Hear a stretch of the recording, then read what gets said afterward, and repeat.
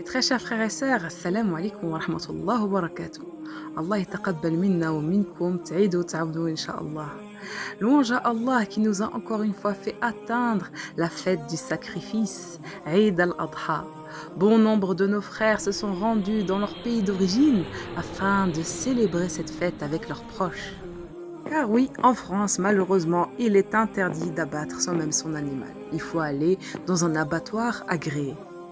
Eh oui, c'est ça quand on part pas dans notre propre pays fêter notre fête. Mais alhamdulillah ala kulli hal, c'est presque pareil. C'est la niya qui compte, qu'Allah accepte notre œuvre, incha'Allah. Nous allons, incha'Allah, dans cette vidéo, aborder les vertus et les sagesses du sacrifice. Concernant les sacrifices, notre Seigneur le Tout-Puissant déclare dans la sourate Al-Hajj: ni leur chair, ni leur sang n'atteindront Allah, mais ce qui l'atteint de votre part, c'est la piété. En se basant sur ce verset coranique, nous constatons que l'intention représente le facteur déterminant dans le sacrifice, comme c'est le cas d'ailleurs dans chaque adoration et chaque action accomplie. Une intention sincère d'obtenir l'agrément d'Allah dépend sans aucun doute d'une foi solide et de son fruit, la taqwa.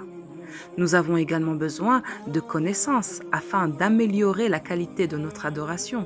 Par conséquent, nous avons besoin de rafraîchir nos connaissances concernant le sacrifice de temps en temps. Mes très chers frères et sœurs, non seulement l'adoration du sacrifice est certes le résultat de notre foi et de notre piété, mais elle affecte également notre foi. En effet, le sacrifice est une indication de notre gratitude pour les bénédictions qu'Allah nous a accordées. C'est le reflet des louanges présentes dans notre langue et nos cœurs. Une telle gratitude contribuera à nous attirer la miséricorde d'Allah, augmentera ses bénédictions, mènera nos invocations à être acceptées et nous protégera des ennuis. Le verset 152 de la sourate Al-Baqarah nous le rappelle. Souvenez-vous de moi donc, je vous récompenserai. Remerciez-moi et ne soyez pas ingrats envers moi. En islam, le jour de l'Eid symbolise la joie, l'adoration, la fraternité, la solidarité et la moralité. Tout musulman doit profiter de ce jour pour se rapprocher d'Allah le Très-Haut. Les musulmans n'ont pas de festivité à l'exception de l'Eid al-Fitr et l'Eid al-Adha. Anas radiallahu anhu a dit: le messager de Dieu sallallahu alayhi wa sallam vint à Médine et les habitants de cette cité avaient deux fêtes. Durant ces 2 jours, des carnavals et des festivités avaient lieu. Le prophète Mohammed sallallahu alayhi wa sallam interrogea les Ansar, les musulmans de Médine. À ce propos, ils lui répondirent qu'avant l'islam, ils avaient l'habitude d'organiser des carnavals durant ces 2 jours de fête. Le prophète, paix et bénédiction sur lui, leur dit: à la place de ces 2 jours, Allah a choisi 2 autres jours qui sont meilleurs, ceux de l'Eid al-Fitr et l'Eid al-Adha, rapportés par Abu Daoud. Ces 2 fêtes font partie des signes d'Allah pour lesquels nous devons faire preuve de considération et d'où nous devons comprendre le sens. Nous allons à présent évoquer les règles du jour de l'Eid et ses bienséances. Les règles du jour de l'Eid. 1. Le jeûne. Il est illicite de jeûner le jour de l'Eid selon le hadith d'Abu Sa'id al-Khudri radiyallahu anhu, dans lequel il rapporte que le prophète Mohammed sallallahu alayhi wa sallam a interdit de jeûner le jour de Fitr et le jour d'Al-Adha, rapporté par Muslim. 2. Assister à la prière de l'Eid. 3. Est-ce qu'on doit accomplir des prières surérogatoires? Non. Il n'y a pas de prière surérogatoire à accomplir avant ni après la prière de l'Eid.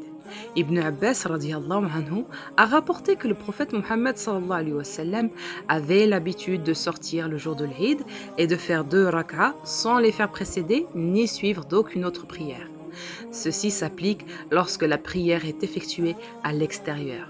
Cependant, si la prière de l'Eid est effectuée dans une mosquée, il faut accomplir les 2 rak'ahs de salutation de la mosquée. 4.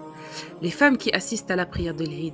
Selon la sunna du prophète Mohammed sallallahu alayhi wa sallam, tout le monde doit assister à la prière de l'Eid et se comporter avec droiture et piété. La femme indisposée ne doit pas négliger le rappel d'Allah ni éviter les lieux où on le se rassemble pour rechercher la science et évoquer Allah azza wa jal. Sheikh al-Albani rahimahullah est d'avis qu'il est permis à une femme ayant ses menstrues d'entrer à la mosquée. Car les arguments et que les chaînes de transmission des hadiths interdisant à la femme qui a ses menstrues d'entrer à la mosquée ne sont pas sahih, authentiques, alors qu'il existe des hadiths plus authentiques et plus clairs autorisant ce fait, comme le hadith dans lequel le prophète Mohammed sallallahu alayhi wa sallam demanda à Aïcha radiallahu anha de lui apporter un tapis de prière. Elle lui répondit qu'il se trouvait à l'intérieur de la mosquée alors qu'elle avait ses menstrues. Il lui dit alors: tes menstrues ne sont pas dans tes mains. Wallahu a'lam. Les bienséances de l'Eid. 1. Le ghusl, le bain rituel. Une des bonnes manières lors du jour de l'Eid est de prendre le bain rituel avant de se rendre à la prière. On rapporte que Saïd ibn Jubayr a dit: 3 choses sont sunnah le jour de l'Eid. Marcher vers le lieu de prière, prendre le bain rituel et manger quelque chose avant de sortir. Il s'agit de l'Eid al-Fitr bien sûr. 2. Manger avant de sortir. Ça, c'est toujours l'Eid al-Fitr. Il ne faut pas se rendre au lieu de prière le jour d'al-Fitr sans avoir mangé quelques dates. Le hadith rapporté par Al-Bukhari, selon Anas ibn Malik, stipule: le messager de Dieu, sallallahu alayhi wa sallam, ne sortait jamais le matin de l'Eid al-Fitr sans avoir mangé quelques dates et il en mangeait un nombre impair. En ce qui concerne l'Eid al-Adha, il est recommandé de ne pas manger avant la fin de la prière lorsqu'il s'agit de manger la viande du sacrifice. 3. Le takbir le jour de l'Eid. C'est une des plus grandes sunnas de ce jour. 4. Se féliciter mutuellement. Les musulmans pourront échanger des vœux, peu importe la forme. Ils peuvent par exemple dire Taqabbalallahu minna wa minkum, qu'Allah agrée nos bonnes actions et les vôtres. Jubayr ibn Ufayr a dit au temps du prophète sallallahu alayhi wa sallam, lorsque les musulmans se rencontraient le jour de l'Eid, ils disaient Taqabbalallahu minna wa minkum, rapporté par Ibn Hajar. 5. Porter ses plus beaux vêtements. Jabir radiyallahu anhu a dit: le prophète Mohammed sallallahu alayhi wa sallam avait une cape qu'il portait le jour de l'Eid et le vendredi. Al-Bahyaqi a rapporté qu'Ibn Omar portait ses plus beaux vêtements le jour de l'Eid. Les hommes pouvaient alors montrer les plus beaux vêtements qu'ils possédaient lorsqu'ils sortaient pour la prière. 6. Changer de chemin en revenant du lieu de prière. Jabir ibn Abdillah radiyallahu anhu a rapporté que le prophète Mohammed sallallahu alayhi wa sallam empruntait un chemin différent en revenant de la prière de l'Eid, rapporté par Al-Bukhari.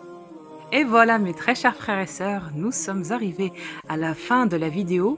Taqabbalallah minna wa minkum, Eid Mubarak alayna wa alaykum, et ne m'oubliez pas dans vos invocations.